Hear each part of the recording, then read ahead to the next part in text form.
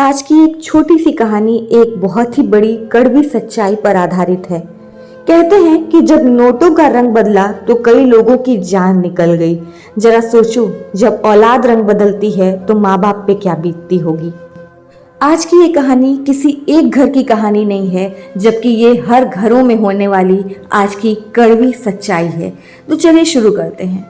मोनिका और रवि के लिए आज बहुत ही खुशी का मौका था, क्योंकि उन दोनों की मिलीजुली मेहनत का नतीजा मुंबई जैसे महानगर में उनका अपना मकान, उसका मुहूर्त होने वाला था।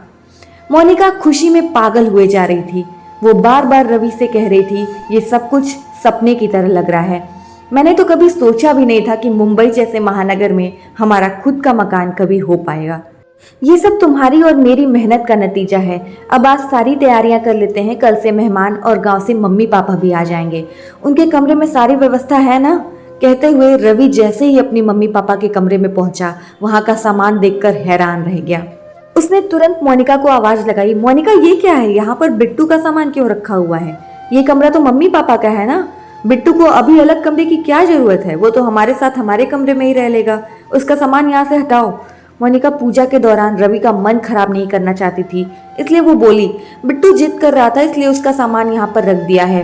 सब मेहमानों के जाने के बाद उसे अपने कमरे में शिफ्ट कर लूंगी, तब तक सामान ऐसे ही रखा रहने दीजिए। कहकर मोनिका वहां से हट गई और दूसरा काम करने लगी। रवि ने भी बात को बढ़ाना उचित नहीं समझा और वो भी दूसरी व्यवस्था देखने लगा। शाम को गांव से जब मोनिका के सास ससुर आए तो उन्हें देखकर रवि बहुत खुश हुआ। माँ भी अपने बेटे को देखकर बहुत भावुक हो गई। उनकी सजल आंखें देखकर रवि ने कहा, क्या बात है माँ, इतनी खुशी के मौके पर तुम्हारी आंखों में आंसू? कुछ नहीं बेटा, बस बहुत दिनों के बाद तुमको देखा है तो मन भाव विभोर हो गया। कहते हुए उन्होंने रवि को अपने गले लगा लिया। रवि ने उनके पैर छूकर मोनिका को आवाज लगाने लगा, मोनिका कहाँ हो तुम? मम्मी पापा आ गए।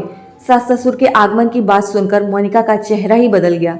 वो अनमने ढंग से अपने कमरे से बाहर आई और पांव छूकर बोली, कैसे हैं आप लोग? अकेले आने में कोई परेशानी तो नहीं हुई? तब ससुर जी ने कहा, परेशानी कैसी, हम तो अक्सर यहाँ मुंबई आते रहते हैं, अब तो आदत हो गई है। बेटा गांव नहीं आता तो अब उसकी जब भी याद आती है तो हम लोग शहर चले आते हैं। माँ ने बात बदलते हुए कहा, आप भी ना क्या बातें लेकर बैठ गए? देखो ना बेटे ने कितना खूबसूरत मकान बनाया है। बहुत मेहनत की है बेटा तुम दोनों ने। सास की तारीफ सुनकर मोनिका बहुत खुश हुई और बोली, हाँ आपने सही कहा मम्मी जी, इस मकान को बनाने के लिए हम लोगों ने बहुत मेहनत की है, किसी ने हमें जरा सा भी सहारा नहीं दिया। कहते हुए उसने अपने सास ससुर को ताना मार दिया। बहू की बात सुनकर सास ससुर दोनों का मन खट्टा हो गया, मगर फिर भी उन्होंने कुछ नहीं कहा। तभी वहां बिट्टू आ गया। बिट्टू को देखकर दादा दादी दोनों निहाल हुए जा रहे थे।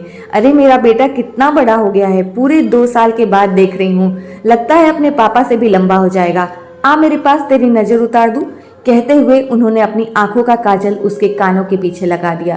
पोता भी बड़ी देर तक उनकी गोदी में खेलता रहा, फिर बोला, दादी अभी थोड़ी देर में मेहमान आने लग जाएंगे, आप लोग थोड़ा सा आराम कर लो, मैं आपको आपका कमरा दिखा देता हूँ।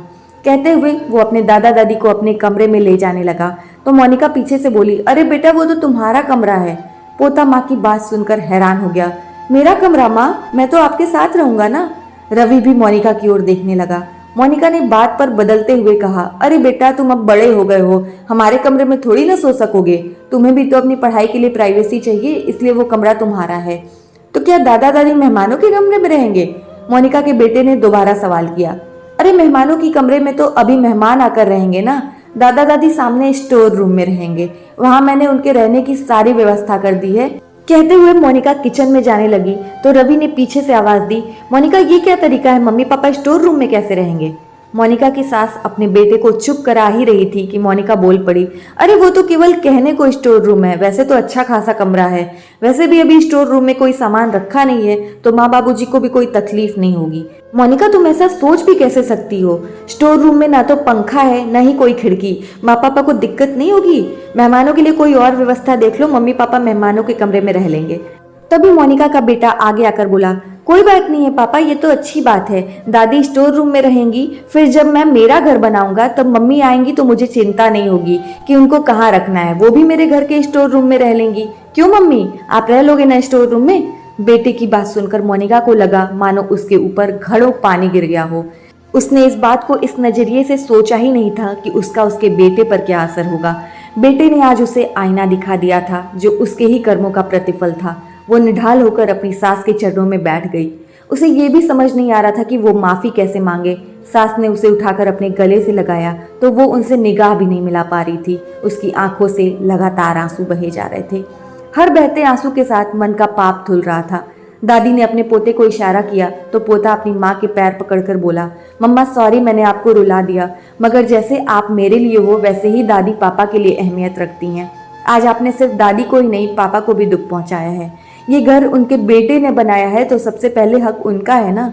यदि आपको मेरी बात बुरी लगी हो तो मुझे माफ कर दो। कहते हुए वो मोनिका के गले लग गया। मोनिका ने अपने बहते हुए आंसू को पोंछा और कहा, नहीं बेटा तूने कुछ गलत नहीं कहा, मैं ही गलत थी। माँ जी हो सके तो मुझे माफ़ कर दो। और रवि मैं तो तुम्हारी माफ़ी के काबिल भी नहीं हूँ, कैसे तुमसे माफ़ी मांगूँ समझ ही नहीं आ रहा है। हो सके तो तुम भी मुझे माफ़ कर देना। माँ जी आप न तो स्टोर रूम में रहोगी और ना ही मेहमानों के कमरे में। जब तक आप रहोगी आप मास्टर बेडरूम में ही रहोगी, क्योंकि ये घर मुझसे पहले आपका है और वहीं आपका सारा सामान मैं रखवा देती हूँ। कहते हुए मोनिका अपने सास ससुर को अपने कमरे में ले गई। रवि मुस्कुराकर अपने बेटे की ओर देख रहा था। आज बड़े होते बेटे ने अपने पिता को उनकी माँ के सामने शर्मिंदा होने से बचा लिया। तो ये थी आज की कहानी और आई होप आपको पसंद आई होगी। और कहानी अच्छी लगी हो तो मैं आपसे रिक्वेस्ट करूँगी कि इसे लाइक करिए, दूसरों तक भी शेयर करिए। आई एम श्योर सबको पसंद आएगी। और जिन्होंने भी मेरे चैनल को सब्सक्राइब नहीं किया है प्लीज़ सब्सक्राइब माई चैनल। जो मेरे चैनल का नाम है वो है universal Juhi. Thank you so much everyone for watching and listening to me.